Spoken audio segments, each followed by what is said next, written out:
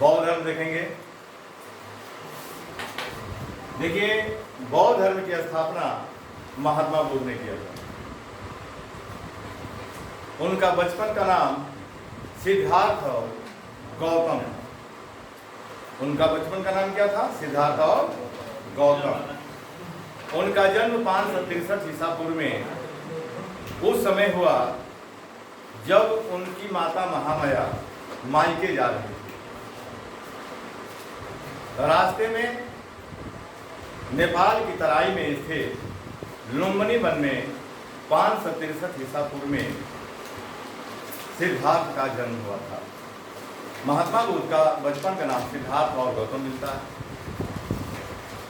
और जब उनकी माता महामाया मायके जा रहे थे तो रास्ते में अति प्रसव पीड़ा के दौरान जब बरगद की टहनी पकड़ी हुई है, उस अवस्था में खड़ी मुद्रा में सिद्धार्थ का जन्म हुआ था।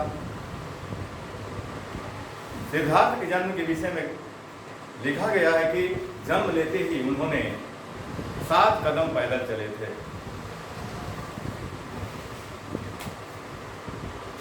तो विद्वानों ने यह भविष्यवाणी किया कि उनकी माता महामाया का 7 दिनों के भीतर निधन हो जाए और यह बालक बड़ा होकर बहुत विद्वान होगा।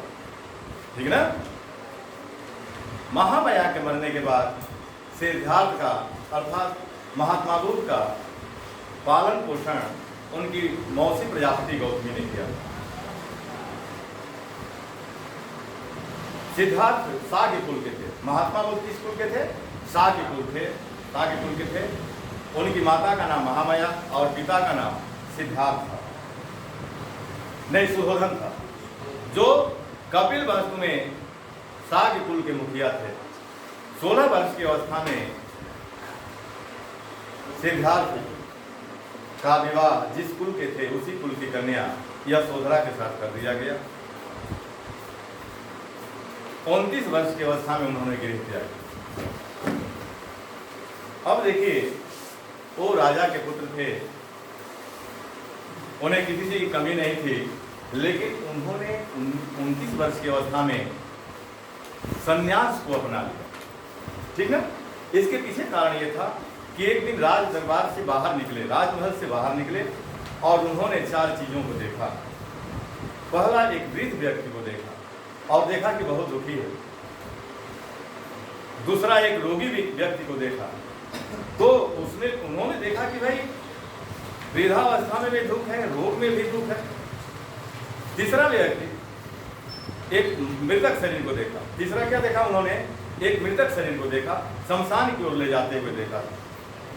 तो अति दुख देखा उसने। और चौथा, एक सन्यासी को देखा।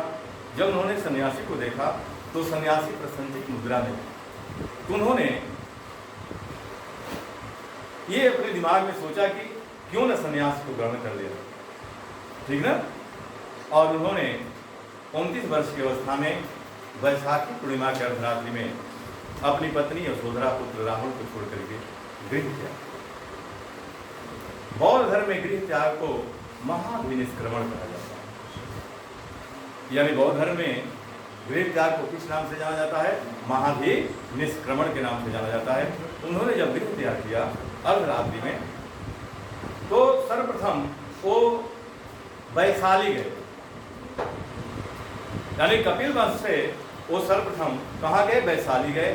और वैशाली गए तो वे अलार कलाम की कुटिया में रुके। अलार कलाम उन्हें शांत शब्दों की जानकारी दिया, लेकिन उस ज्ञान से उन्हें संतुष्टि नहीं मिली। तत्पश्चात वहां से राजगृह में चले गए। राजगृह में अनपीय बन गए। अनपीय वन कहाँ है? राजगृह में है। और वहां रुद्र ग्रामकूट से मिले। रुद्र ग्रामकूट ने उन्हें संज्ञा और असंज्ञा का ज्ञान दिया। यानी अलार कलाम शांत शब्दों की जानकारी दिया, गणितीय ज्ञान दिया, और रुद्र ग्रामकूट ने व्याकरणीय ज्ञान दिया। तो उन्होंने देखा, महात्मा बुद्ध ने देखा, क्या गणितीय ज्ञान या व्याकरणीय ज्ञान से व्यक्तियों को दुखों से छुटकारा दिलाया जा सकता है। तो उन्होंने देखा कि गणितीय और व्याकरणिक ज्ञान से दुखों से छुटकारा नहीं दिलाया जा सकता है। यहां से कालांतर में वो उर्वेला बोध गया चले गए। वहीं पर उन्होंने 6 वर्षों तक कठोर तपस्या की। यानी बोध गया में निरंजना नदी के किनारे, निरंजना नदी को फाल्गु नदी के नाम से भी जाना जाता है, उसको कुनकुन नदी के नाम से भी जाना जाता है। उसी नदी के किनारे एक पीपल वृक्ष के नीचे उन्होंने 6 वर्षों तक कठोर तपस्या की और 6 वर्षों की कठोर तपस्या के उपरांत उन्हें महत ज्ञान की प्राप्ति हुई। यानी 35 वर्ष की अवस्था में उन्हें महत ज्ञान मिला, जिसको संबोध ही करते हैं। जब ज्ञान मिल गया तो उनको तथागत कहा गया, उनको सिद्धार्थ से महात्मा भूत कहा गया, उनको शाक्य मुनि कहा गया, अभिताभ कहा गया। बुद्ध का मतलब होता है जिसकी इच्छाएं पूर्ण हो, आकांक्षाएं जिसकी पूर्ण हो। बुद्ध का प्रकाश भी होता है। तथागत का अर्थ होता है सत्य है ज्ञान जिसका। यानी उनको तथागत इसलिए कहा गया कि उन्होंने सत्य ज्ञान को प्राप्त कर लिया। समझ में आ रहा? तो ज्ञान प्राप्ति के बाद उन्होंने बोध गया से सर्वप्रथम सारनाथ आए और उस समय सारनाथ का नाम 2 नाम मिलता है, एक ऋषिपतन और दूसरा मृगदाव। सारनाथ को ऋषिपतन और मृगदाव के नाम से भी जाना जाता है, प्राचीन नाम मिलता है सारनाथ। वहीं पर आकर के उन्होंने सर्वप्रथम अपना प्रथम उपदेश 5 ब्राह्मण सन्यासियों को दिया, 5 ब्राह्मण सन्यासियों को दिया, जिसको बौद्ध धर्म में धम्मचक्र प्रवर्तन के नाम से जाना जाता है। और सारनाथ में ही महात्मा बुद्ध ने बौद्ध संघ की स्थापना की। अगर कोई प्रश्न पूछ दे कि महात्मा बुद्ध ने बौद्ध संघ की स्थापना कहाँ किया है, तो क्या बताएंगे? सारनाथ। वहां से वे सारनाथ से वे राजगिरी गए बौद्ध संघ की स्थापना करने के लिए, बौद्ध धर्म के प्रचार प्रसार करने के लिए। सारनाथ से सर्वप्रथम राजगिरी जाते हैं और राजगिरी में उन्होंने अपनी मौसी प्रजापति गौतमी को अपना पहला धर्म प्रचारक किया। उसके बाद अपनी पत्नी यशोधरा को शिष्य बनाया, अपने पुत्र आनंद को शिष्य बनाया, उपाली को शिष्य बनाया, अपने चचेरे भाई आनंद को शिष्य बनाया, मौदगलायन को बनाया। ठीक ना? यहाँ इतने लोगों को अपना अनुयायी बनाया उन्होंने। फिर वहां से वैशाली चले जाते हैं। वैशाली जब जाते हैं तो वहां आम्रपाली को अपना शिष्य बनाया। आम्रपाली उस समय वो जनपद कल्याणी थी, वैशाली। समझ में ना? गढ़ का ठीक नगर बधू को बनाया। आम्रपाली को अपना शिष्य बनाया। फिर वहां से सुमसुमारगिरी मिर्जापुर गए, फिर वहां से श्रावस्ती गए। श्रावस्ती में उन्होंने अपने जीवन का सर्वाधिक समय दिया, 21 वर्ष का काल व्यतीत किया। महात्मा बुद्ध अपना सर्वाधिक समय कहाँ दिया है? श्रावस्ती में दिया। अपने जीवन के उत्तरार्ध में अंतिम समय में वो कुशीनारा चले गए। वहीं पर चुन नामक लोहार के कुटिया में रुके और चुन नामक लोहार ने उनको शुकर मधव खिला दिया था। शुकर मधव के संबंध में विद्वानों के 2 मत मिलते हैं। एक मत ये मिलता है कि शुकर मधव का सुअर का मांस होता है, और विद्वानों का मत मिलता है कि शुकर मधव का कुकुर मुता, जिसको आज मशरूम कहते हैं, इसके खाने से उनको अतिसार हो गया, खूनी तेजी हो गया, जिस कारण से मनो की राजधानी पावा में उनका निधन हुआ। जब उनका तबीयत खराब हुआ कुशीनारा में, तो वहां से पावा चले और उनका निधन पावा में ही हुआ। मनो की राजधानी पावा, कुशीनारा भी मनो की राजधानी। मनो की राजधानी महाजनपद पढ़ेंगे मल, तो मल महाजनपद की 2 राजधानियां थी, कुशीनारा और पावा। तो जीवन के उत्तरार्ध में वो कुशीनारा गए, चुन नामक लोहार के कुटिया में रुके। शुकर मधव खाने के कारण उन्हें अतिसार हो गया, तबीयत खराब हो जाने के कारण पावा चले गए। जहां पर 483 ईसा पूर्व में उनका निधन हुआ।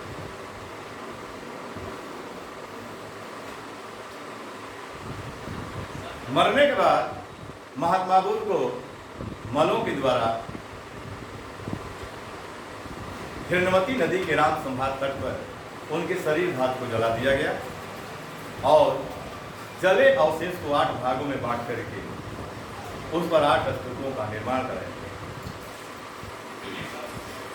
यानी महात्मा बुद्ध के लिए जो वस्त्र, मरने के बाद जो वस्त्र मंगाए गए थे, कसाय वस्त्र का उल्लेख है। कसाय का मतलब जानते हो, भगवा वस्त्र जो होता है, गिरवे रंग का वस्त्र, वो काशी से मंगाया गया। यानी जो भगवा वस्त्र से उनको तोपा गया, जिसको कफन के रूप में कफन कहते हैं, तो कहाँ से मंगाया गया था? काशी से मंगाया। मरने के बाद बहुत संगीतियाँ बुलाई जाती है। तो अभी तक जो पॉइंट आपको बताया, तो इसमें आपको ये जानना है कि उनका जन्म कहाँ हुआ। 563 में लुम्बिनी वन में हुआ। उनके माता पिता का नाम क्या है? महामाया और सुभोधन। उनके प्रथम गुरु का नाम क्या है? अलार कलाम। दूसरे गुरु का नाम क्या है? रुद्रक रामपुर। ज्ञान की प्राप्ति कहाँ हुआ? बोध गया में, ठीक ना। उन्होंने बौद्ध संघ की स्थापना कहाँ किया? तो सारनाथ में। गृह त्याग को किस नाम से जाना जाता है? महाविनिष्क्रमण के नाम से जाना जाता है। ज्ञान प्राप्ति को संबोधि कहते हैं। प्रथम उपदेश को धम्मचक्र प्रवर्तन कहा जाता है और मृत्यु को महापरिनिर्वाण कहा जाता है। क्या कहा जाता है? महापरिनिर्वाण। अब देखिए, उनका जन्म, ज्ञान और मृत्यु, ये तीनों जो है कि नहीं, वैशाखी पूर्णिमा के दिन ही हुआ। समझ रहा है ना? गृह त्याग वैशाखी पूर्णिमा, ज्ञान की प्राप्ति वैशाखी पूर्णिमा और उनका निधन भी वैशाखी पूर्णिमा के दिन हुआ। मरने के बाद आप देखेंगे आप कि बौद्ध संगीतियाँ बुलाई गई। 4 बौद्ध संगीतियाँ बुलाई गई 483 ईसा पूर्व में। तो एक बार आप देख लेंगे बाबू, इसका संक्षिप्त देख लेंगे। जन्म, गृह त्याग, यानी विवाह पहले देखेंगे, या माता पिता का नाम, माता का नाम, पिता का नाम, हाँ, लाल पालन पोषण,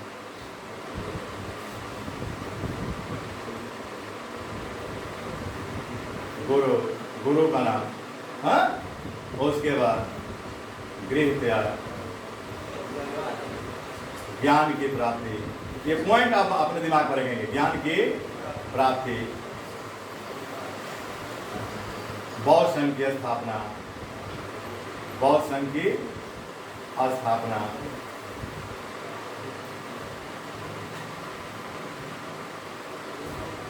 तीसरा पॉइंट अनुयायी, प्रथम अनुयायी।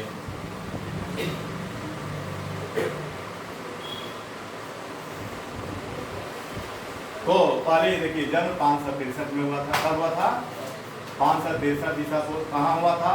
लुम्बिनी वन। कहाँ हुआ था? लुम्बिनी वन। दूसरा, माता का नाम महामाया, महामाया। पिता का नाम सुबोधन, सुबोधन। पालन पोषण मौसी प्रजापति गौतमी, ठीक ना, प्रजापति गौतमी। गुरु का नाम, तो 2 गुरुओं का नाम मिलता है। पहला अलार कलाम, अलार कलाम। दूसरा रुद्रक रामपुर, रुद्रक रामपुर। गृह त्याग 29 वर्ष की अवस्था में, 29 वर्ष की अवस्था में, ठीक ना। वैशाखी पूर्णिमा के दिन, वैशाखी पूर्णिमा के दिन। ज्ञान प्राप्ति, निरंजना नदी, कुनकुन नदी, फाल्गु नदी, बोध गया। अब इसको लिख लेंगे, बोध गया। ज्ञान की प्राप्ति कहाँ हुआ था? बोध गया। किस नदी के किनारे? निरंजना नदी के किनारे। निरंजना नदी किस वृक्ष के नीचे? पीपल वृक्ष के नीचे, ठीक। किस वृक्ष के नीचे हुआ था? पीपल वृक्ष के नीचे हुआ था। बौद्ध संघ की स्थापना कहाँ किया? सारनाथ। अब यही दिखा देंगे, सारनाथ के 2 नाम मिलता है, ऋषिपतन, ऋषिपतन और मृगदा, ठीक ना। प्रथम अनुयायी मौसी प्रजापति गौतमी थी, मौसमी प्रजापति गौतमी, ठीक ना।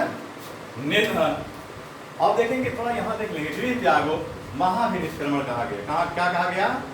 महाभिनिष्क्रमण।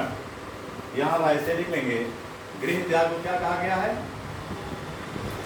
महाभिनिष्क्रमण, महाभिनिष्क्रमण, ठीक ना। प्रथम उपदेश को क्या कहा गया? प्रथम उपदेश सारनाथ में उन्होंने दिया था धम्म चक्र प्रवर्तन, धम्म चक्र प्रवर्तन।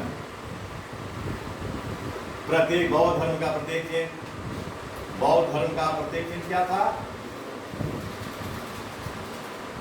प्रत्येक चिन्ह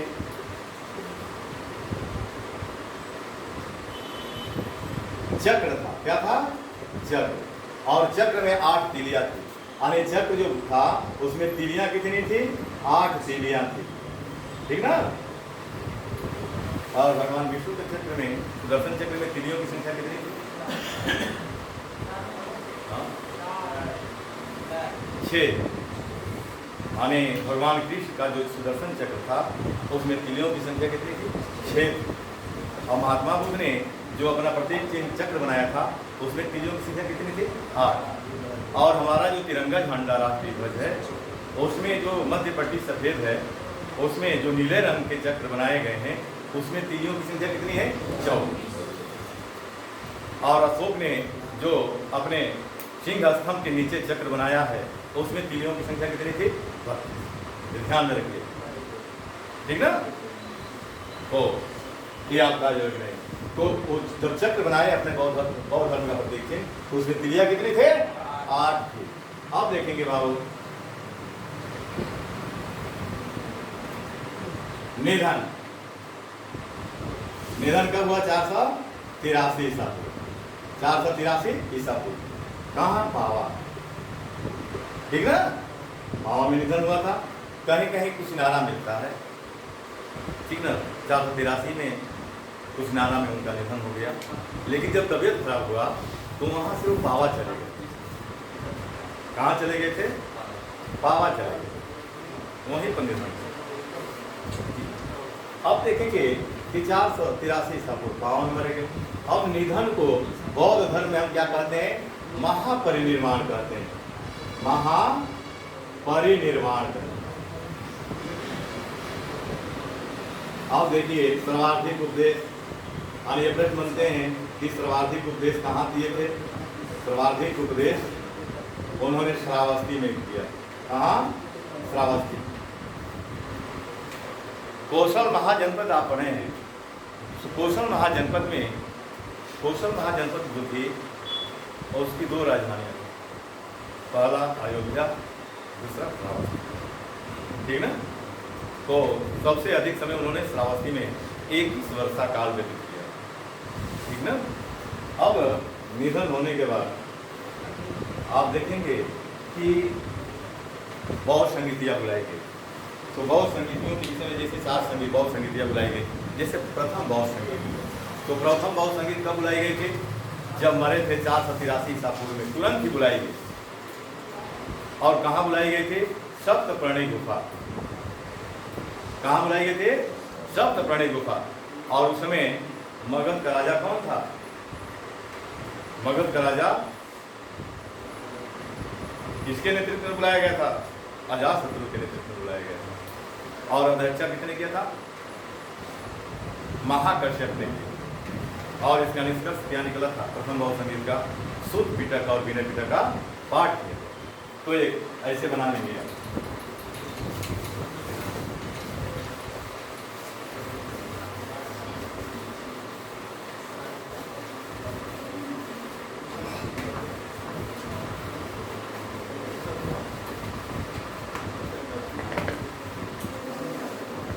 देखिए यहाँ क्रम, यहाँ समय, स्थान,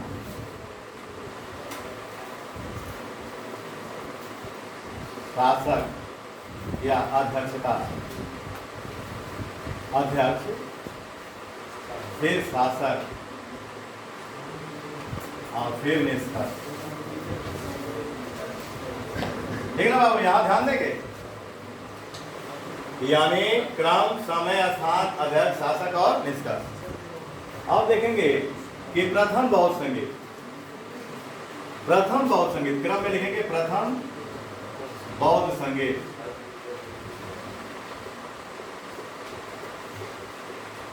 तो प्रथम बौद्ध संगीत का समय कितना है? 483 ईसा पूर्व। और कहा? सप्तपर्णी गुफा, सप्तपर्णी गुफा। और सप्तपर्णी गुफा कहाँ है? राजगृह में। कहाँ है बाबू? राजगृह में। और अध्यक्षता किसने किया था? महाकश्यप, महाकश्यप। और शासक कौन था? अजातशत्रु। और अजातशत्रु किस वंश का था? हर्यक वंश का था, हर्यक वंश का था। ठीक ना? और इसका निष्कर्ष क्या निकला? सूत पिटक विनय पिटक का पाठ। सूत पिटक और विनय पिटक का पाठ किया गया। ठीक ना? अब देखिए द्वितीय बौद्ध संगीत, द्वितीय बौद्ध संगीत ये 383 सालों पूर्व में बुलाया गया था, 100 वर्ष बाद। और कहाँ? चुलबग्गा में बुलाया गया था, चुलबग्गा। और ये कहाँ है? वैशाली में। चुलबग्गा कहाँ है? वैशाली में है। और अध्यक्षता साबक मीर या शब्द कामी। ठीक ना? साबक मीर या शब्द कामी एक ही नाम है। तो यहाँ साबक मीर लिख लीजिए। अध्यक्षता किसने किया था? साबक मीर ने किया था। और शासक किसके नेतृत्व में बुलाया गया? कालाशोक, कालाशोक। इसको भारतीय इतिहास में काकवर्ण के नाम से जाना जाता है, कौवे ग्रहण का था। अब देखिए कालाशोक, और ये किस वंश का था? शिशुनाग वंश का। शिशुनाग वंश, ध्यान दीजिएगा। और इसमें क्या हुआ? बौद्ध धर्म 2 भागों में बटा, अस्थविर और महासंगीत। ये 2 भागों में बट गया, अस्थविर, अस्थविर, दूसरा महासंगीत, दूसरा महासंगीत। ठीक है ना बाबू? तीसरी बौद्ध संगीत, और थर्ड बौद्ध संगीत 251 ईसा पूर्व में बुलाई गई। कब? 251 ईसा पूर्व में। कहा? पाटलिपुत्र में, पाटलिपुत्र। ठीक ना? और अध्यक्षता मोगलीपुत्र तीस ने किया। किसमें? मोगलीपुत्र तीस। और शासक कौन था? अशोक। अशोक किस वंश का था? मौर्य वंश का था। अशोक किस वंश का था? मौर्य वंश। और इसका निष्कर्ष क्या निकला? अपने पुत्र महेंद्र, पुत्री संघमित्रा को अशोक बौद्ध धर्म के प्रचार प्रसार करने के लिए श्रीलंका भेजा था, सिंघल देश भेजा था। श्रीलंका को प्राचीन काल में सिंघल देश कहा गया। ठीक है? तो ये यानी देंगे महेंद्र आवलिक संघमित्रा को बौद्ध धर्म के प्रचार करने के लिए, बौद्ध धर्म के प्रचार प्रसार करने के लिए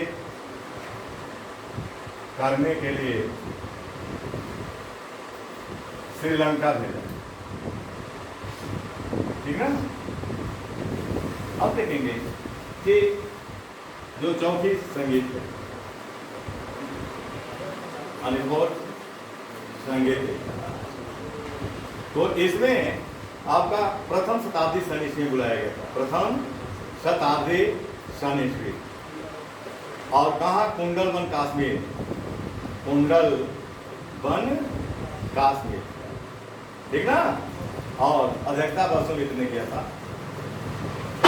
और इसमें एक उपाध्यक्ष बनाया गया था, उपाध्यक्ष अश्वघोष को बनाया गया। किसको? अश्वघोष को। और किसके शासन काल में बुलाया गया था? गणेश। और गणेश किस वंश का है? कुषाण वंश का है। किस वंश का है गणेश? कुषाण वंश का है। और इसका निष्कर्ष क्या निकला? बौद्ध धर्म 2 संप्रदाय में बट गया, हीनयान और महायान। 2 संप्रदाय बनते हैं, हीनयान और दूसरा महायान, 2 संप्रदाय। ठीक ना। तो ये आपके बौद्ध संगीतियों से प्रश्न बनते हैं। अब देखेंगे कि बौद्धकालीन रचनाएं क्या है। तो बौद्धकालीन रचनाओं में हम सबसे पहले त्रिपिटक को रखते हैं। त्रिपिटक का मतलब होता है 3 पिटारियाँ। पहला शुद्ध पिटक, दूसरा विनय पिटक, तीसरा अभिधम पिटक। शुद्ध पिटक की जगह टू धर्म, महात्मा बुद्ध द्वारा बताए गए धार्मिक सिद्धांत इसमें रखा गया। विनय पिटक की जगह टू आचरण सिद्धांत, यानी महात्मा बुद्ध द्वारा बताए गए भिक्षुओं का आचरण कैसा होना चाहिए, संघ में जो रहते हैं लोग उनका आचरण कैसा होना चाहिए, उसके विषय में बताया। और अभिधम पिटक में बौद्ध धर्म के दार्शनिक सिद्धांत को उन्होंने बताया। महात्मा बुद्ध के दार्शनिक सिद्धांतों का उल्लेख है, जैसे अनात्मवाद, प्रतीत संतुष्टवाद, तो क्षरभंगुरवाद, अनिश्वरवाद। इसके बाद निकाय आते हैं। निकायों की संख्या बौद्ध धर्म में 5 है। निकायों की संख्या कितनी है? 5 है। जैसे आगुंतर निकाय, जिसमें 16 महाजनपदों के विषय में हमें सर्वप्रथम जानकारी मिलती है। दूसरा संयुक्त निकाय, तीसरा दीर्घ निकाय, मध्यिक निकाय और 5वां क्षुद्र निकाय। तो निकाय कितने हैं बौद्ध धर्म में? 5 है। इसके बाद जातक ग्रंथ आते हैं। जातक ग्रंथों की संख्या 500 है और जातक ग्रंथ का संबंध महात्मा बुद्ध के पूर्व जन्मों की कथा कहानी से, ठीक ना। इसके अतिरिक्त आपके सिंगली अनुश्रुतियां मिलती है, जैसे दीपवंश, महावंश, दिव्यावादान, महाबोधिवंश टीका। इसके बाद ऐतिहासिक रचनाओं में मोगली पुतिस की रचना कथावत है। नागार्जुन की रचना प्रज्ञा पारमिता है। नागार्जुन को भारत का आइंस्टीन कहा जाता है, यानी वो बौद्ध दार्शनिक है, महायान संप्रदाय के संस्थापक हैं, ठीक ना। तो उनकी रचना प्रज्ञा पारमिता है और नागार्जुन को भारत का आइंस्टीन कहा जाता है, क्योंकि उन्होंने सापेक्षता का सिद्धांत दिया है, इसलिए आइंस्टीन से उनकी तुलना की जाती है। नागार्जुन को भारत में रस चिकित्सा का जनक भी माना जाता है, ठीक ना। और नागार्जुन की प्रसिद्ध रचना क्या है? प्रज्ञा पारमिता। उसके बाद अश्वघोष की रचनाएं बुद्ध चरित है, अटकथा है, सौंदरानंद है, मोगली पुतुस की रचना कथावत है। तो ये आपके ऐतिहासिक रचनाएं भी हो गई, ठीक है। तो आज यहीं तक